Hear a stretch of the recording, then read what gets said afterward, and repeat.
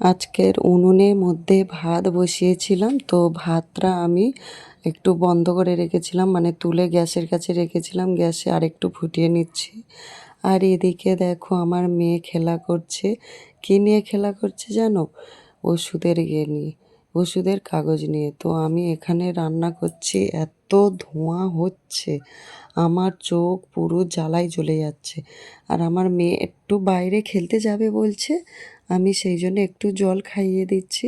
আর এদিকে দেখো আমার রান্না কমপ্লিট।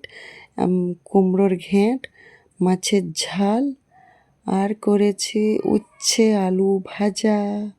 কি লোভনীয় খাবার, তাই না? আর এদিকে ভাত করেছি। আর এই দেখো আমার মেয়ের চান করা কমপ্লিট, আমি খাওয়াতে বসেছি। ওর খাওয়ানো নয় তো এত অধৈর্য, এত অত্যাচার, আমি খাওয়াতে পাগল হয়ে যাই। আর এদিকে দেখো ঘুম পাড়াতে এসেছি। তো ঘুম পাড়াতে আসার সময় মনে হলো একটু সাজাই মেয়েটার। তো একটু সাজাচ্ছিলাম, একটু টিপ পরিয়ে দিচ্ছিলাম। আর দেখো পাউডারটা ধরেছিল, একদমই পাউডারটা ছাড়ছিল না। তো আমি পাউডারটা নিয়ে কেড়ে নিয়ে আর টিপে দিয়ে দিলাম। তো চলো বাই।